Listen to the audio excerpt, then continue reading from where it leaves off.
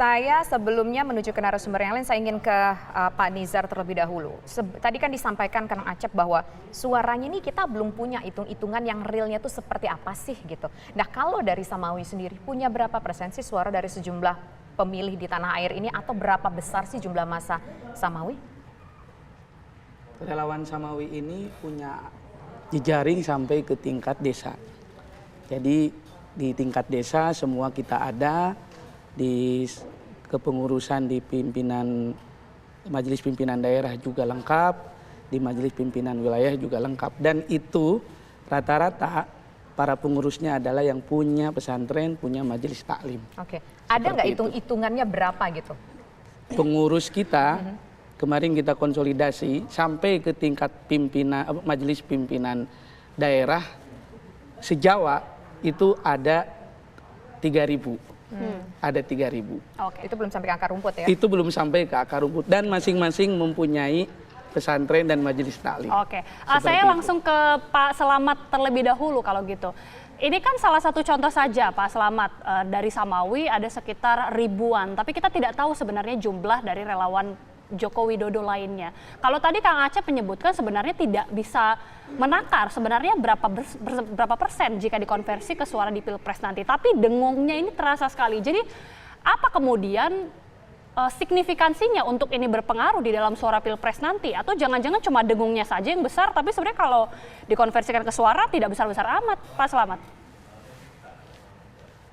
Ya, kita bisa lihat sebenarnya ketika Presiden Jokowi mengangkat Budi Ari, pimpinan relawan Projo, menjadi menteri, itu artinya bahwa relawan bukan hanya sekedar sukarelawan yang membantu di bawah, tapi dia menjadi sebuah kekuatan politik.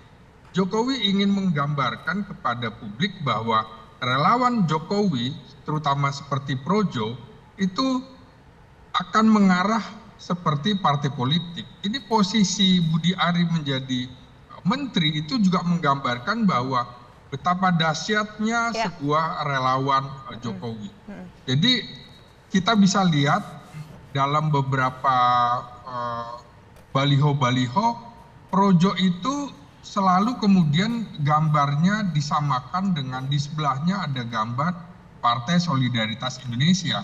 Artinya adalah Projo berada di belakang PSI, Projo berada di belakang Kaesang, dan Projo tegak lurus dengan Jokowi. Kita tahu bahwa dalam beberapa pertemuan ketika SBY menghadap Prabowo, kemudian PSI yang juga hadir di sana, itu juga menggambarkan bahwa dukungan PSI lebih mengarah dekat kepada Prabowo, walaupun dalam setahun belakang ada dukungan PSI langsung kepada Ganjar Pranowo dan juga Yeni Wahid.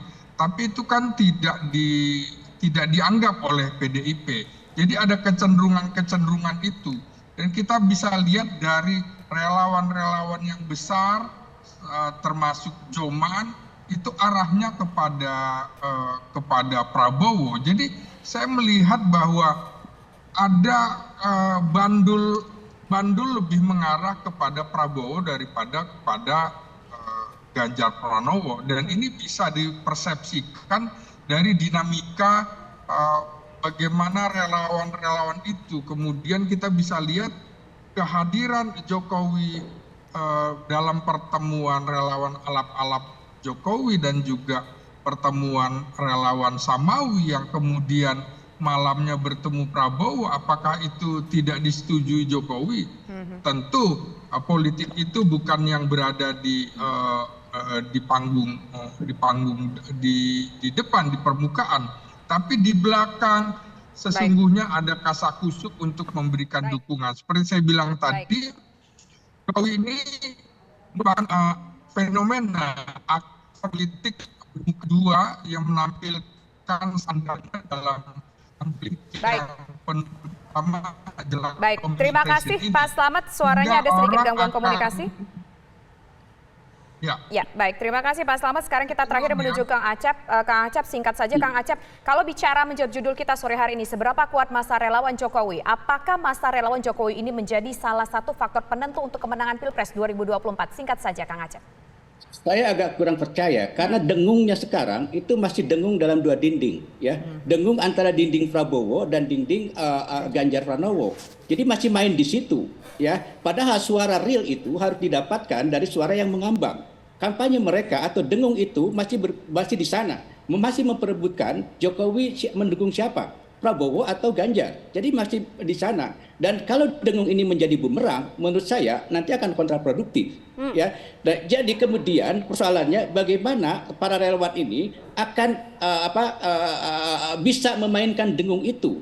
Jangan sampai dengung itu hanya bermain di dua dinding ini. Ya, saya kira kalau ini terjadi terus-menerus, ini malah jadi kontraproduktif. Ingat memang Pak Jokowi itu, politik Pak Jokowi adalah politik dengung sejak awal, menurut saya 2014. Dan tapi di 2019 itu kita melihat bagaimana dengung itu mengalami krisis. Dan kalau sekarang diulang, menurut saya dengan banyaknya kader yang keluar dari PDIP dan lain-lain, ini akan menjadi kontraproduktif. Jadi intinya bagaimana kemudian Pak Prabowo atau relawan itu memainkan dengung itu, dengung yang baru, memakai metafora yang baru, tidak mengulang seperti apa yang di 2014 atau 2019. Kalau tidak, menurut saya itu akan jadi kontraproduktif. Kita akan tunggu apakah itu akan menjadi dengung saja atau mungkin ada tindak lanjut dari Mas Nizar dan juga tentunya teman-teman relawan Joko Widodo lainnya. Tapi terima kasih sekali lagi Mas Nizar, terima kasih juga Kang Acep dan juga Pak Slamet sudah bergabung bersama kami di Dialog Kabar Petang. Sehat-sehat selalu Bapak-Bapak. Selamat petang.